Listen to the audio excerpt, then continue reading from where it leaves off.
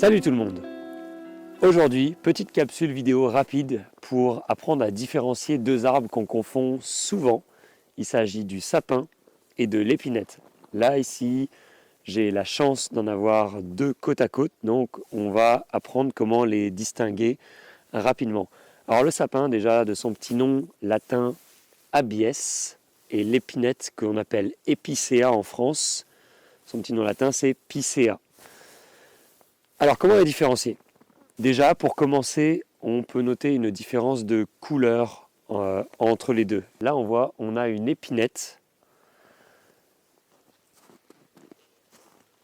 Puis là, on a un sapin. Bon, ok, je vous l'accorde, il y a quelques branches d'épinette qui ressortent du sapin, mais bon, globalement, on comprend le truc quand même.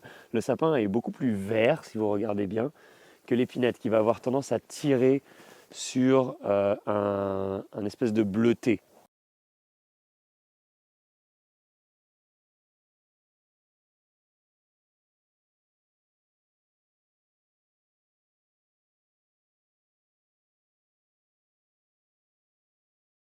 Ensuite, une autre façon de les distinguer assez facilement, c'est quand ils vont avoir des fruits.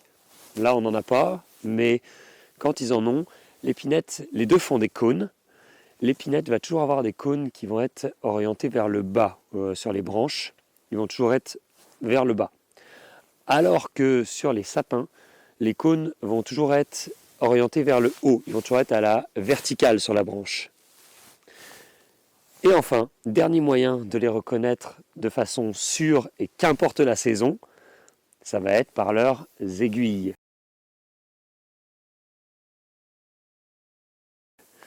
Alors les aiguilles, là j'ai fait un plan macro sur des aiguilles de sapin. On voit que sur le sapin, il y a deux petites lignes blanches sur le dessous des aiguilles. Ça c'est typique des sapins, ça ne se retrouve jamais sur les épinettes.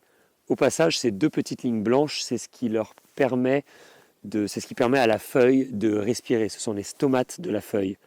Parce que oui, on parle d'une feuille, on appelle ça une aiguille en langage courant, mais en fait c'est une feuille. Puis si vous voulez tout savoir, c'est une feuille de forme aciculaire. Voilà, petite anecdote pour se la péter en soirée.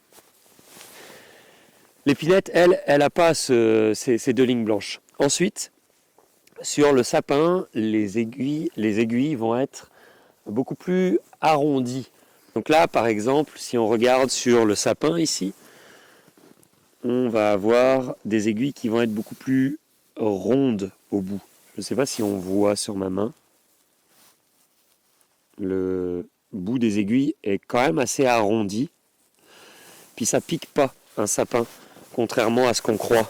Okay, tu peux te pitcher dedans, il n'y a pas de souci, ça ne pique pas. Regarde, je me caresse avec un sapin, puis ça se passe bien dans ma vie. Ça se passe super bien. Ça pique pas, ok? Ça, c'est une légende que le sapin pique. C'est une légende pourquoi? Parce qu'on confond trop souvent avec l'épinette ou l'épicéa pour les Français, comme vous voulez. L'épinette qui est juste là. Puis elle, là, c'est pas une partie de plaisir. Ça pique, l'épinette. Dans épinette, il y a épine. Ça pique. Les feuilles, enfin les aiguilles, si vous voulez, de l'épinette sont donc beaucoup plus pointues. À nouveau, je vais mettre ma main, on va peut-être plus se rendre compte. C'est plus pointu. Et ça pique vraiment plus au toucher. Voilà. Maintenant, vous savez comment ne plus confondre les deux arbres. Vous pourrez vous la péter pendant vos soirées entre amis fondues savoyardes et dire à tout le monde comment c'est qu'on distingue un épicéa, une épinette d'un sapin. Là-dessus, je vous souhaite une très belle journée. Profitez bien de l'hiver, c'est magnifique, c'est super beau. Puis à la prochaine. Bye.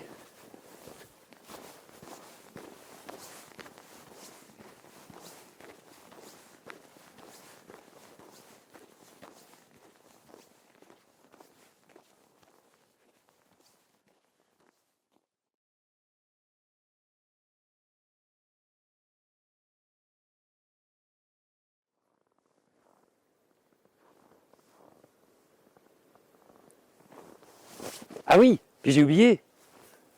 Tu sais que ça, c'est une énorme réserve de tisane incroyable, magnifique trésor. Le sapin, c'est super bon en tisane. Le sapin, ça contient 10 fois plus de vitamine C qu'une orange. En tisane, avec un petit peu de miel, t'en prends, je sais pas moi, une cuillère à thé, une cuillère à soupe, tu mets dans une tasse d'eau chaude, tu laisses infuser pendant 7-8 minutes. C'est excellent. C'est excellent aussi pour tout ce qui est inflammation des voies respiratoires, les muqueuses, les problèmes. Là, tu sais, en hiver, quand tu es en train de mourir à moitié, ben, c'est super bon pour ça. Voilà. Donc, c'était juste la petite information tisane du jour. Voilà. Là-dessus, là, cette fois-ci, c'est vrai. Je m'en vais. Je commence à avoir un petit peu faim là. Je vais me faire une petite salade grecque. Moins 20 degrés, salade grecque, huile d'olive. Magnifique. Bye bye.